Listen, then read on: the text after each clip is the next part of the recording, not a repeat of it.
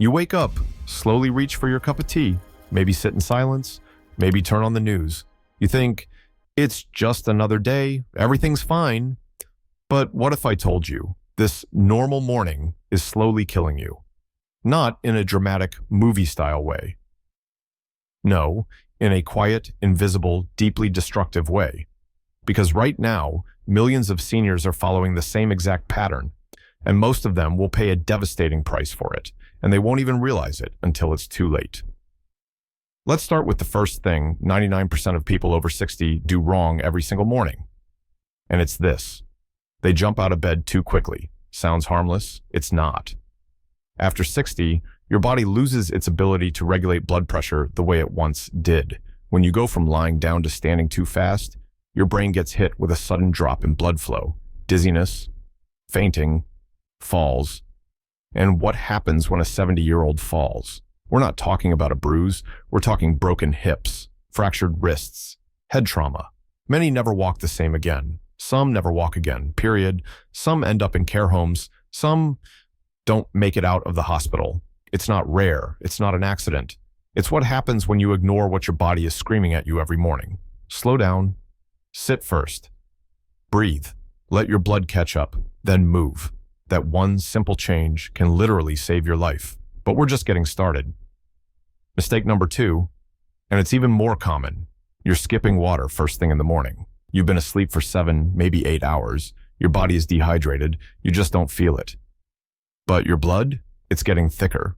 Your heart, working harder. And your risk of clots and blockages, spiking silently. Many strokes don't happen during stress or physical exertion. They happen in the early morning hours, when your body is dry, still, and under pressure. One glass of water in those first 10 minutes can cut that risk dramatically. But most people don't do it. They say, I'm not thirsty. You don't have to be thirsty. Your organs are. Now, the third mistake, and this one will catch up with you whether you notice it or not.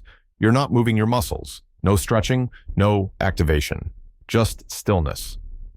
And stillness, over time, becomes stiffness. Then slowness. Then weakness. Then dependence. Muscle loss after 60 doesn't gradually happen. It accelerates. It explodes if you let it. You may not feel it today. You may still be walking, climbing stairs, but stop moving even for a few weeks, and you'll be shocked how fast your body starts slipping. 5 minutes, that's all it takes. Light stretches, gentle joint rotations, some slow squats, or a walk around the house. That tiny bit of effort each morning is the line between independence and a walker, between driving your car and someone else pushing your wheelchair. And here's what no one tells you. By the time you notice the damage, it's already far along. That's how these mistakes work. They don't feel like mistakes. They feel like routine. They feel like normal, but they're anything but safe. Right now, somewhere in this country, someone just like you, same age, same habits, is being wheeled into an emergency room. They skipped the water. They got up too fast. They stopped moving. And now, their life is changing forever. You don't have to let that be you. You still have time. But not much. Starting tomorrow, everything must change. And this was just the beginning. Because the next daily mistake, it's buried deep in your healthy routine. And it's even more dangerous. Let's talk about that. Next. You think staying busy around the house keeps you active. Cleaning, folding, tidying. It feels like movement. But here's the cold truth. That's not real activity. That's just routine. It doesn't challenge your body. It doesn't protect your muscles, joints, or heart. And while you think you're moving, your body is quietly falling behind. Let's start with one of the most dangerous habits, sitting too long without breaks.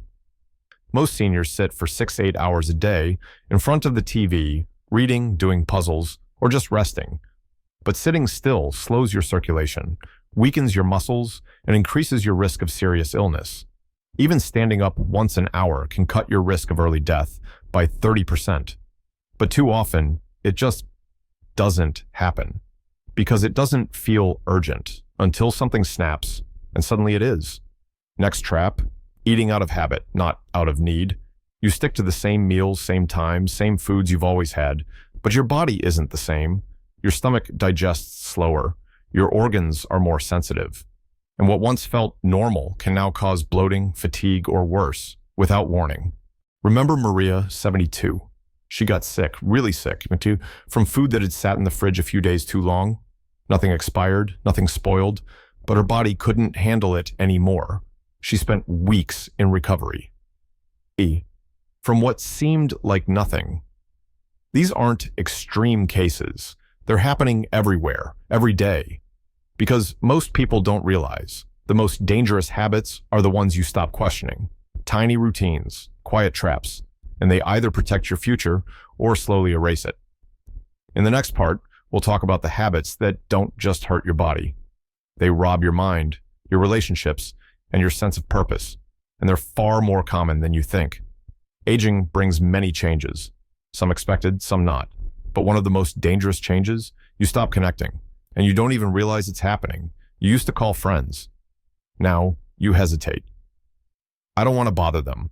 You used to go to lunch, play cards, join small gatherings. Now you say, I'm just not feeling up to it, and before you know it, days of silence become weeks, then months. But here's the chilling reality. Social isolation speeds up brain aging almost as much as heavy alcohol use.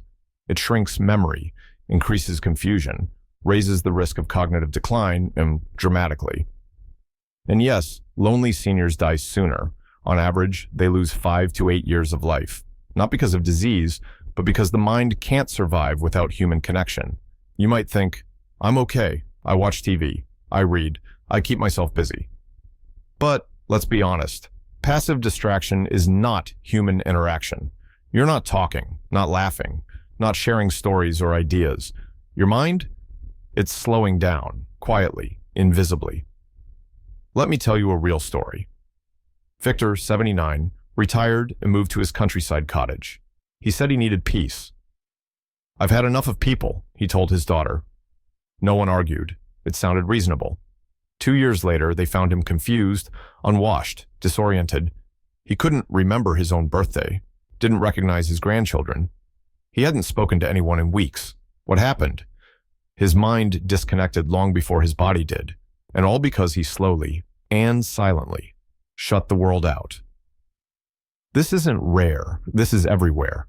It's what happens when we trade connection for comfort, when we choose silence over effort, when we stop reaching out because it's easier to stay in. But that ease comes with a price. Your memory, your focus, your spark. So here's the hard truth. The habit of silence might be the one that costs you your independence. Don't wait for someone else to reach out. Call first. Text first.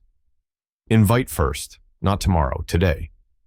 Because the longer you stay quiet, the harder it gets to come back. And once your mind starts slipping, no one can bring it back for you. Only you can keep it alive, by using it, by connecting. In the next chapter, it's not about your body or your mind.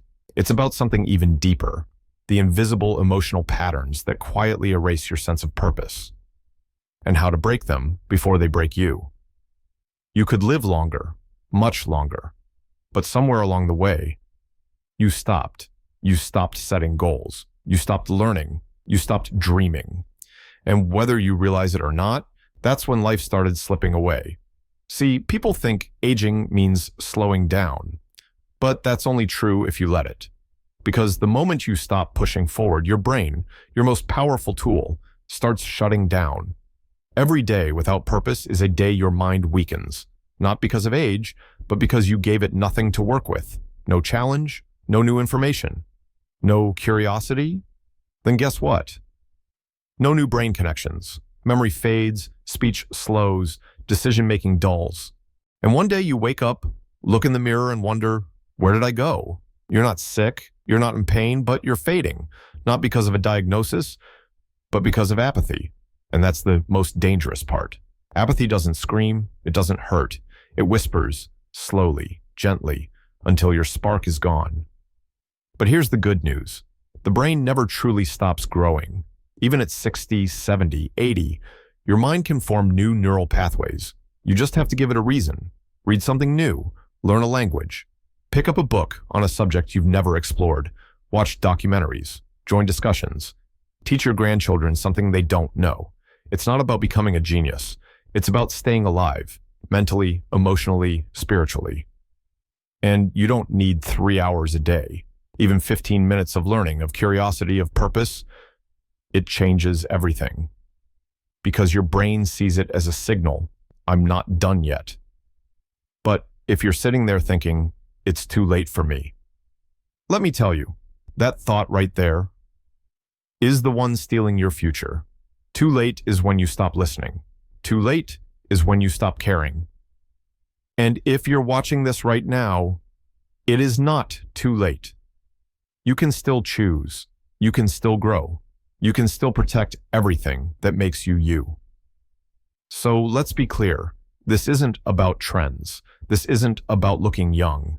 This is about staying yourself, in your body, in your mind, and in your soul until the very end.